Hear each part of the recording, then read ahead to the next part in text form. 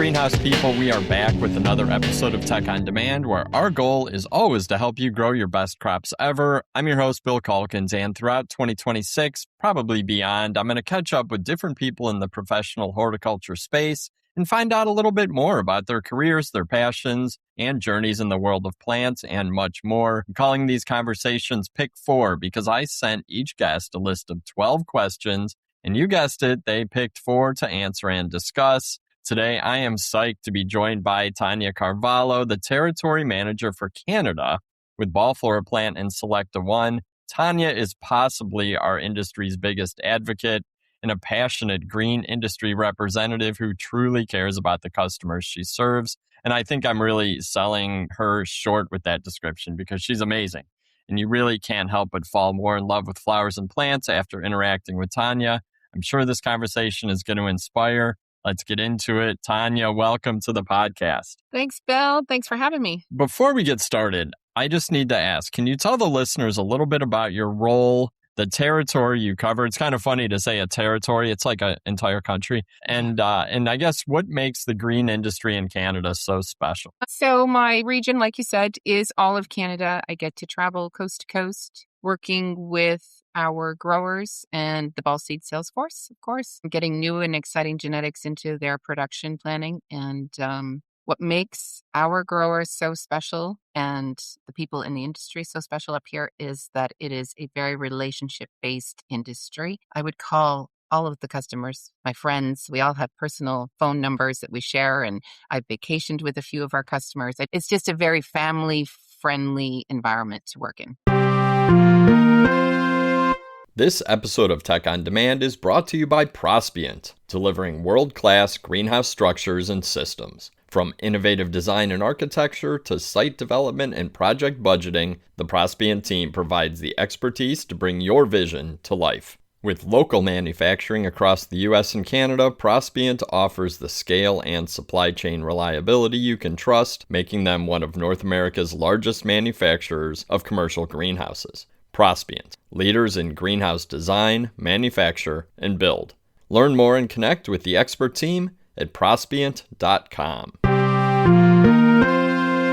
That's cool. And I've traveled quite a bit in Canada. I've been to a lot more provinces than most Americans. I can say that, and I agree. It is a wonderful sort of vibe that you guys have really across the whole country, and very tight knit. It's always fun. I always learn something and always leave feeling really, really good. So another question before we get started. I follow all your adventures on social media, and I'm guessing some of our listeners do as well. Why is it so important for you to share the stories of the greenhouses that you work with? Because that's actually extra work for you, but I'm sure it doesn't feel that way. But those of us who do a lot of communicating know it really is. So why do you do that? I mean, you're one of the rare people who actually get deep into the stories when you're out traveling for work. Well, I remember when I started with Ball, there really wasn't anyone doing social awareness like I am now, with whether you say B2B or our end consumer. You know, PW has a great program where they reach their end consumer, but there wasn't really a lot of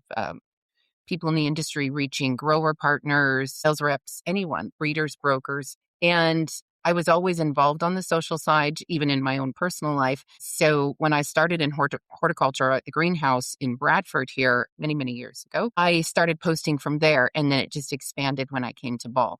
And the reason I love to do it is because not only am I reaching other people in the industry, but I'm also reaching our end consumer. And they like to see what's new and exciting. They like to see where their plants come from. And I remember the first time I posted from a production facility in Nicaragua, the amount of people that reached out to me to say, Nicaragua, what are you doing in Nicaragua? And why are you wearing a green apron? And then it just continued to grow from there. So I love it. I love sharing what I get to see and what I get to do. And I get fantastic feedback from it. That's cool. And it really is a behind the scenes that a lot of people don't get to see. And you're right. I do think it energizes people. It's funny you talk about like B2B social media and how not a lot of people were doing it back then. I was just on a webinar a couple of weeks ago about B2B social media, and we are still not even at the tip of the iceberg of what's possible. So you're one of the pioneers, and it's awesome.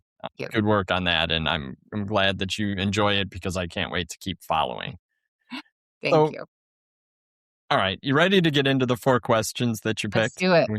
Okay, awesome. All right, I'm going straight into question 1, and this is one of my favorite questions to ask because I think we can learn from others in our industry because we all get hit with these same questions. How do you explain our industry to strangers, friends, or family? Okay, well, I get this question. I get asked a lot what I do. And you can imagine I fly across the country and everywhere a lot. And always that wind down when the announcement comes on and says, prepare for landing in 15 minutes. All of a sudden the lights come on and your next door neighbor next to you becomes a chatty Cathy. And they're like, Yep. hey, so where are you going? What are you doing? What do you do for work? And I always have to pause because you can't just say, I work in horticulture, because a lot of times a blank stare goes across people's face. They Right. think I'm a farmer in agriculture. Hmm. And so I can't just say, well, I work with plants. That doesn't make sense either. So I end up going into this long story of where cutting comes from, from offshore production. And I always use the reference, a cutting looks like a little piece of parsley or something, if you would make a salad. And that people are dumbfounded that that is how our plants start coming into North America. So then the questions build from there. What do? You're traveling. I said, oh, well, I travel probably 75% of the time. And then they're blown away at that. And where do you travel? And I like to tell the story of pack trials, what Hmm. California Spring Trials is, and 24 in the Netherlands, and going to product selection meetings. People are completely dumbfounded, that there's a difference from a red geranium to another red geranium. Yep. So it ends up going well past the 15 minutes of the plane landing. And I'm walking up getting ready to go to head to my rental car, and they're following me because I've opened my phone and I've showed them Yep. plans. No, that's great. And I agree. And when you get asked that question, you almost never have time to ask them back what they do because they just are so fascinated Yeah. because they have that assumption that like people just throw seeds in a pot and the plant Yeah. blooms there on the pallet where they buy it. And when they hear the ins and outs of the industry, I like that. I like that you take the time to go through it with them. And again, it gets back to your passion for educating people. Yes. And That's then good. I obviously can't stop talking. So it just goes on and on.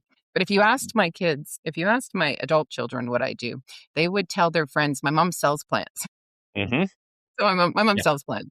Yeah, and my kids, will say, "Oh, my dad works with flowers." And people just Yeah. assume I'm a florist, which that would be wonderful if I actually Yes. had those kind of talents. But Right. no, I'm like, no, I spend most of the time just like editing things. So.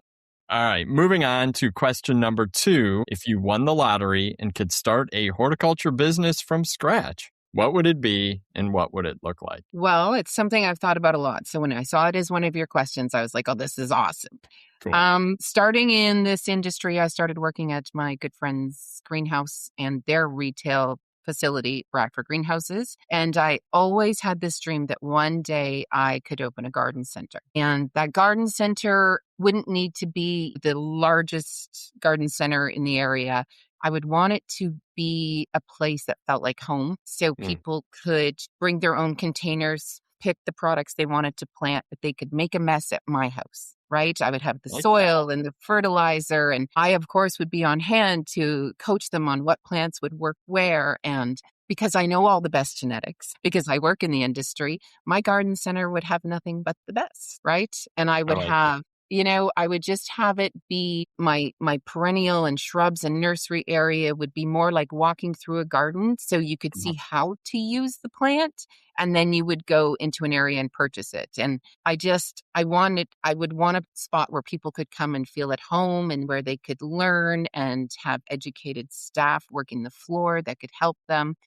That would be my vision. And I would call it Bloom Divas Gardens. Bloom Divas Gardens. Oh, that's perfect. I love that idea of come make a mess at my house. I Yeah. think that would go over well because I think people do, they get into a space like that. They're going to be more creative and they're going to not be afraid to try things. Yeah, Right. And I then like they that. have people there that can help them. And there would be um, the ability to not have to. How many times do you go to a garden center in May? And it's the week of Mother's Day, and people are trying to buy like 4 hanging baskets and 10 bags of soil. And they Hmm. go out to their Toyota sedan and they're trying to load all this product and they're getting dirt all over the back of their car. Well, if they could bring their containers and planted them at my garden center and then I could deliver them in my truck, then they wouldn't have to make a mess at home or buy soil. Yep, it makes that experience that much nicer. Yeah, that sounds like a much nicer experience. You're right. I like it. All right. Third question. And as I read through it, it's actually more like 6 questions, I guess. But, anyways, what are your top 3 favorite annuals? And if you want to call out top perennials, go for it. But I'm really interested in annuals, but I'd love to know just I your top favorite plants. picked this question because it is hard. Yeah. And I love so many annuals. And anyone that does follow me on social media knows I do over 50 containers plus my garden. Yep. So I would have to say my absolute favorite annual right now available in the marketplace would be Monarch Magic Ageratum. Ooh, okay. The reason I'm calling it out by branded name is because there's nothing else No. like it on the market, period. I've always had, Monardas and Buddleias and things like that to bring butterflies, but I have never seen butterflies like I see when I plant Monarch Magic. And the color is so fantastic. We don't get a lot of periwinkle in our industry. This is a true periwinkle blue. It works in the landscape. It works in containers. It works in hanging baskets. It works in window boxes. It lasts from May until November. It just keeps pushing flower. I even had one of our sales reps from California tell me last year that hers overwintered. Oh, Definitely not wow. up here. No. Down there, it did in Southern California. It's just an incredible product, and it's very versatile because of where you can use it, and it's versatile with what you can mix it with if you choose to put it in a container. Number 2 would be, it's hard. It's so hard, Bill. I would say dahlias, Okay. probably because of the high impact it gives when I use them. They come in, different shapes, forms, sizes, doubles, anemone types, single blooms, and it's just probably one of the most photographed flowers on social yeah. media. Everybody sees them. All the breeding companies are working towards always bringing something new and fresh to the dahlia market, and the color range is fantastic. Yeah. Do you have a So favorite type? Like, do you like the anemone types? Do you like the dark foliage, green foliage? Like, do you have a favorite? favorite would be dark foliage and the standard double blooms. Okay. Yeah, I like Cool. dark foliage. I think it really just pops off the color. I agree. But all dahlias are fantastic, and I love them. I love photography. I love the photography you can get from them Yeah. too. For sure. My number 3. Don't be mad, but it's a tie. Okay. Everyone knows how much I love dianthus. I absolutely love that crop. I love the fragrance of it in an annual. I love the fragrance of it in a perennial. Dianthus is just one of my favorite crops, and I'm going to use dianthus because it fits in both buckets. So I love deadheading dianthus. Okay. So, I make my morning coffee and I go sit out on the back deck and I just sit there and you hear that little pop when you snap the bloom off the stem. It's so satisfying. It's like therapeutic. No, I'm It with is. you. I like deadheading, except geraniums. I like deadheading most plants. So Maybe except petunias because they're yeah, they're sticky. nasty. I think They're they're nasty. nasty. And then my tie for third would be osteospermum. So Okay. I love that traditional daisy look, but attach it to all the new modern breeding. Right. So I would say 15 years ago, osteospermum, dusk would come and your osteos would start to close up and they didn't like the heat and you had to kind of move them behind the shed with your pansies and bring them back out at the end of August. Well, you don't have to do that anymore. And osteo breeding used to be white and yellow, and now there's double anemone types, there's bicolors, there's heat tolerance, there's ones you can use in the garden, there's ones that you can use in mixed containers, and I just love the simplicity and the English style gardening you can do with it. Yep. So osteos would be my tied for third place annual. And I like some of the more wild, like neon-y colors and the oranges. I know that, like, I remember years ago, this has to be 15 years ago, SIPTA came out with a line. They were named for national parks, and Stefan was presenting them at spring trials. And again, this has to have been 15 plus years ago. The Zions. It was the Zion. And that was such a unique look at that time. And that was really the first time that osteos even caught my attention. Yeah, one of the number one selling Zions is that one that Purple Sun goes like orange to purple to blue, and it's just insane color. It's stunning. And I did a lot of mixed containers last year with a new series of osteos that are coming to the market. People will see them at California Spring Trials this year. Okay. They're called petites. So they stay nice and tidy and compact, but they're just full of flower power. I probably did around 10 containers on my deck with just those osteos, but I mixed them with lavender plugs. So instead of using a full-size lavender, I stuck these little lavender plugs in these containers because lavender keeps the mosquitoes away. And that purple with the yellows and pinks and whites of the osteos, I had so many comments, and so many growers from around North America reached out to me and asked me how I did that container and when I planted it and how did I get the lavender to stay so controlled. Well, I cheated. I used a plug. Right. But I can picture it. Like, that would be like super cute. I like that. Yes. And I did them in like rustic taupey clay pots. So it had that very French English garden look. It was just stunning. I like it. I like it. Osteos is the tie for third. And then perennials, I just moved this past November, and I more than quadrupled my yard space and garden space. So you need perennials. I cannot wait for this year. So definitely perennial dianthus is up there because I really like to use it as a border. And again, the newer perennial lines of dianthus on the market, they flower all summer long. They don't, finish at the end of May and they don't do another flush. They just keep flushing. Echinacea is a big one because I have dogs and dogs love to snack on echinacea and the colors are fantastic. And third is a staple that everyone should have in their garden, and that is salvia because it brings all the pollinators to the party. So definitely perennial salvia. Do you like annual salvia too? Like, Yes. What's your thought on annual salvia, like in big pots or combos? So what I've been doing is I can find if you use a salvia in the center of a planter, sometimes the proportionate, it can look a little off because then you have this tall linear item. What I do is I use my annual salvias at the back of my containers and build my container forward. So like a backdrop and then... So you have thriller, then the filler, and then the spiller, but you're working back to front. Because 9 times out of 10, you place your planter against your brick or against your decking, and then the product at the back is going to get wrecked, or you're going to have to constantly turn it to deadhead and clean. So I use salvia a lot. I use salvia, dahlias, and geraniums as my centerpieces. So if you mix something like that Monarch Magic Ageratum with a salvia, with a lantana, oh my Lord, you have bumblebees, hummingbirds, and butterflies all day long. So I like it's perfect.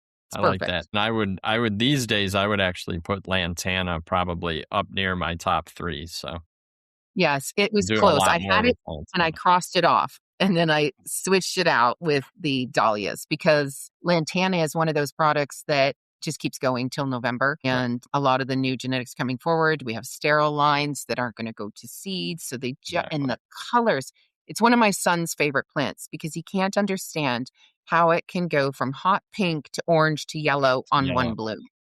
That's true. Crazy, right? I love it. And mosquitoes also don't like lantana. Okay. Not a lot of things like lantana. Like, I feel like lantana is a pretty safe garden plant. Yeah, it's prickly and it's stinky. Yeah. There you go. All right.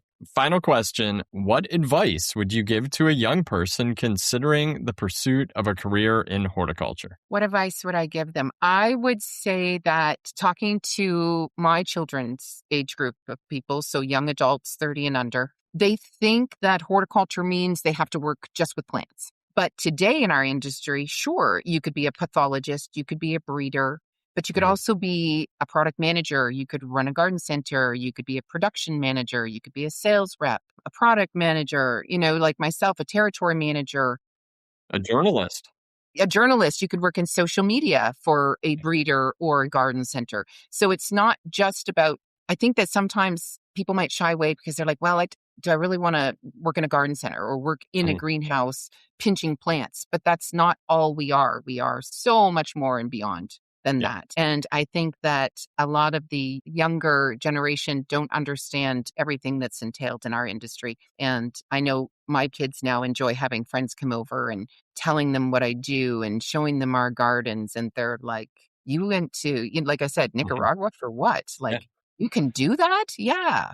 You get to travel? Yeah. All of a sudden, it's a more exciting industry when they get to see all of the different things that are possibilities with this industry. Yeah, I agree. And even on the flip side, if you do not want to work at a desk job, if you are an Yeah. outdoor loving nature person, maybe working in a greenhouse or pinching the plants is Landscaper. exactly what what you want to do. Like our industry has both sides of the spectrum. I Yeah. love that you call that out. And I completely agree. It's exciting and there's tons of opportunities. Yeah, Oh, for that's sure. cool. Awesome. Well, Tanya, I knew that this was going to get me fired up. I actually didn't think we are going to have so many like plant combo and planting discussions in this, but I love it. I can talk that stuff all day and I like to learn from you and definitely picked up some ideas. I'm going to build some of my combos from the back forward this year and use salvia because I do like salvia. I like it with the dark Yeah. stems. I just think that adds a lot. Send me And I'm pictures. sure that the listeners picked up on your energy too. I know that they did, and I knew that you would bring the energy. So thank you again so much for your time today. Thanks for all that you do, and I'm actually going to see you in person in a couple weeks here at Spring That's right. Trials. I'll see you soon. Awesome. And I think that wraps up this episode of Tech on Demand, but I cannot close without reminding you to subscribe, to like, to share, podcast with your peers. There are more than 235 episodes in the archive covering a wide range of topics.